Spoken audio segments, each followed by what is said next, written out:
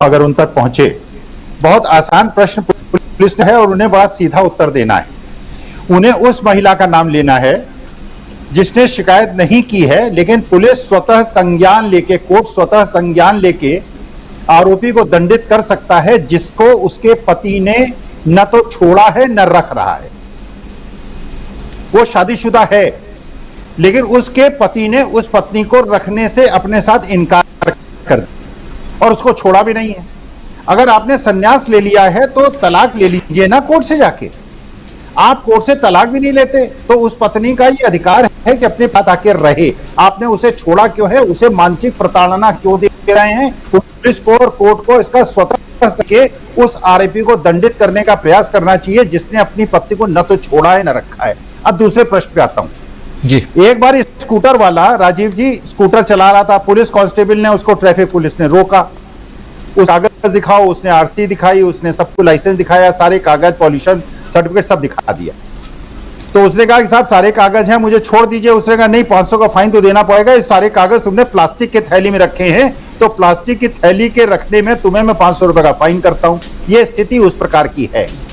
अब आप सोचिए, राहुल गांधी विदेश में बोलते हैं तो उन्हें दंडित किया जाता है, राहुल गांधी में बोलते हैं तो उन्हें दंडित किया जाता है।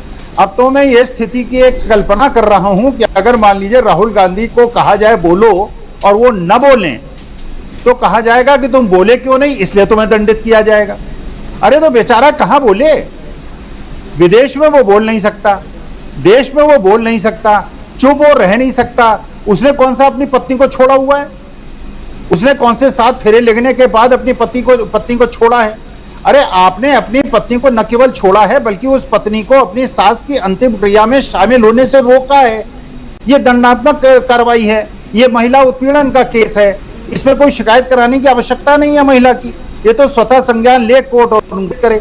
उत्तर प्रदेश की राजीव जी एक कहावत है, जबरा मारे और रोने भी न दे। अब वो स्थिति है, ये मारेंगे भी और रोने भी नहीं देंगे। लेकिन मुझे याद आता है, मुझे बड़ी खुशी हो रही, आप और सारे आपके जितने बैठे हैं वो कर्तव्य का निर्वहन कर रहे हैं। हमने भगत सिंह जी के बारे में और चंद्रशेखर आजाद के बारे में, रामप्रसाद बिस्मिल के बारे में सुना है। सरफरोशी की तमन्ना अब हमारे दिल में है, देखना है जोश कितना बाजुए कातिल में। और ये युवा लोगों की तो बात छोड़िए, मेरे जैसे वृद्ध की भुजाएं फड़कने लगती हैं जब ये फड़कने लगती हैं कि कितना जुल्म करोगे भाई। खुद तुम देश की बदनामी करते हो विदेश में जाके, और एक देश की प्रतिष्ठा, ऑक्सफोर्ड यूनिवर्सिटी में एमफिल के स्टूडेंट देश की प्रतिष्ठा को बढ़ाता है, तुम कि देश की प्रतिष्ठा को गिरा रहे हो। तो ऐसे बुढ़ों का कर्तव्य है कि हम ये कहें कि चलिए भगत सिंह को नहीं देखा, हमने अशफाकुल्लाह खां को नहीं देखा, रामप्रसाद बिस्मिल को नहीं देखा, लेकिन हाँ, सरफरोशी की तमन्ना अब हमारे दिल में है, देखना है जो के हुए कातिल में है। तो ये जो हो रहा है, ये दमन जो हो रहा है, और जिस प्रकार से आवाज को रोका जा रहा है, और जिस प्रकार से बच्चों को 4 साल में रिटायर किया जा रहा है, जिस प्रकार से किसानों को सताया जा रहा है, जिस प्रकारों को एक जेल में रख के बांध के भेजा जा रहा है, हम इसका मुकाबला करेंगे और हम सच के साथ रहेंगे। गांधी के हम सिपाही हैं, अहिंसात्मक रहेंगे और गांधी के रास्ते पे चलते हुए, जैसे राहुल के नाना ने अंग्रेजों से मुक्ति पाई थी, हम तानाशाही से मुक्ति पाएंगे। और इसमें ऐसा गुजरात का कोई लॉबी काम कर रही है, इसलिए मैं ये मानता हूं कि जो पुलिस है बड़ी एफिशिएंट है, हिंदुस्तान की बहुत सक्षम है। अगर राहुल गांधी से पदयात्रा में कुछ लोगों ने कहा तो ये राहुल गांधी का कर्तव्य था कि पुलिस को जाके रिपोर्ट करते। इसके बावजूद कि जो पीड़िता थी उन्होंने कहा कि इसको पुलिस में मत रिपोर्ट कीजिए, ये उनका कर्तव्य बनता था। लेकिन इस एफिशिएंट पुलिस से मैं 2-3 चीजें जानना चाहता हूं। पुलवामा में जो जीप घुस गई थी और हमारे वीर सैनिकों को जिसने मार दिया था, वो आरडीएक्स कहां से आया था? वो आरडीएक्स कौन लाया था? और जब कंटिंजेंट चल रही थी तो जीप वहां तक कैसे पहुंची थी? या ये पुलिस ने पता चला लिया, हमारी एफिशिएंट पुलिस ने पता चला लिया? ये पुलिस को और पता चला देना चाहिए था आज की तारीख में, क्योंकि बहुत बड़ा अपराध किया है राहुल गांधी ने। किसी महिला ने जाके उनसे कहा कि मेरे साथ ये हुआ था और कहा कि इसको पुलिस में मत रिपोर्ट कीजिएगा, लेकिन पुलिस उस पर पूछताछ कर रही है कि आपको मना करने के बावजूद आपने हमें क्यों नहीं बताया।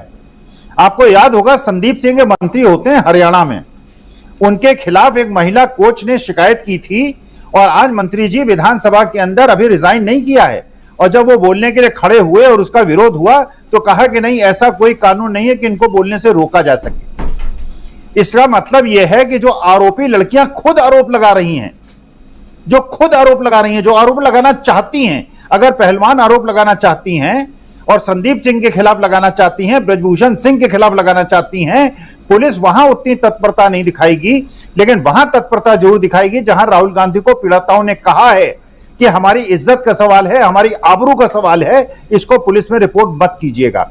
और पुलिस इतनी एफिशिएंट है, उसको यह पता चलाना चाहिए कि एक पटेल साहब जो ये हैं, ये वहां पे Z+ सिक्योरिटी किसके अनुमोदन, किन्हीं ने रिकमेंड किया था कि होम मिनिस्ट्री में किसका लेटर था, किसके सिग्नेचर से इनको Z+ सिक्योरिटी और देश की सुरक्षा और हमारी आंतरिक सुरक्षा से खिलवाड़ किया।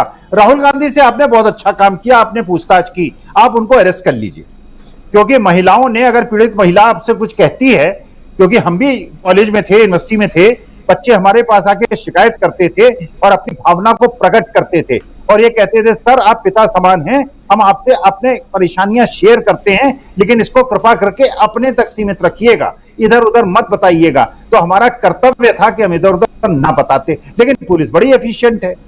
तो पुलिस ये जरा पता चलाए 15 दिन के अंदर ये जो पटेल साहब हैं, ये Z+ सिक्योरिटी लेके देश की सुरक्षा के साथ इन्होंने खिलवाड़ कैसे किया, ये भी जरा पता चला दिया मॉरिशस जाके कि वो शेल कंपनीज हैं क्या, और ये क्या पैसे का रोटेशन हुआ, और क्या राजनीतिकों का अडानी के केस में लगा है, और अडानी मुखौटा है, गुजराती बिजनेसमैन का नहीं है, गुजराती पॉलिटिशियंस का है। बहुत एफिशिएंट है, मुझे गर्व है इस पर। जरा इन चीजों पे भी प्रकाश डाल लीजिए, राहुल गांधी को फांसी पे चढ़ा दीजिए, क्योंकि किसी पीड़िता ने यह कहा है कि मेरे साथ ये हुआ है, और जो खुशबू सुंदर ने कहा है, और जो ये यहाँ की दिल्ली की वो क्या नाम है उनका, स्वाति मालीवाल, वो कहती हैं उनके पिता उनके साथ बलात्कार किया था, उन्होंने तो खुद कहा है बलात्कार हुआ था, तो उनके पिताओं को चिताओं से निकाल कर, और अगर मुसलमान होते तो उनकी कब्रों से निकाल के उनको दंड देना था। वो तो महिला खुद शिकायत कर रही हैं। यहां तो राहुल गांधी से पीड़िताओं ने कहा है हमारी इज्जत आबरू का सवाल है, हमारे नाम को प्रकट मत कीजिएगा, लेकिन महिलाओं की आबरू आपको समझ में आएगी, महिलाओं की आबरू क्या होती है, आप उसको सारे बाजार नीलाम कर दीजिए, उन महिलाओं को बेइज्जत कर दीजिए, उनको बिल्कुल समाज के अंदर परिष्कृत कर दीजिए, उनको छोड़ दें, ऐसी व्यवस्था कर दीजिए, क्योंकि आप नारी सम्मान जानते नहीं, नारी की भावना को जानते नहीं, आपने नारियों का केवल अपमान किया है। राहुल गांधी को जो करना है कर लीजिए, लेकिन जो ये प्रश्न है, जो स्वाति मालीवाल कह रही हैं, जो खुशबू सुंदर कह रही हैं, और जो ये महिला कोच कह रही हैं और पहलवान कह रही हैं, उस पे अभी तक आपने क्या कार्रवाई की? कितनी बार ब्रजभूषण सिंह और संदीप सिंह की आपने पुलिस रेड की और 50 पुलिस अफसरों ने उनसे पूछताछ की? पटेल साहब के बारे में बताइए, देवेंद्र सिंह को अरेस्ट कीजिए और बताइए देवेंद्र सिंह जो डिप्टी एसपी था वो कहां है, क्यों नहीं उसको दंड मिला, क्यों नहीं जांच हुई, RDX कहां से आया, और हमारे का बलिदान कैसे हुआ? राहुल गांधी के साथ जो करना कीजिए, लेकिन मेरे प्रश्नों का जवाब दीजिए। हंगामा टाइम्स की तमाम खबरों को देखने के लिए हंगामा टाइम्स को सब्सक्राइब कर लीजिए और बेल आइकन दबा लीजिए। अगर आपको यह वीडियो अच्छा लगा हो तो लाइक बटन प्रेस कर अपनी प्रतिक्रिया हमारे कमेंट बॉक्स में देना मत भूलिए।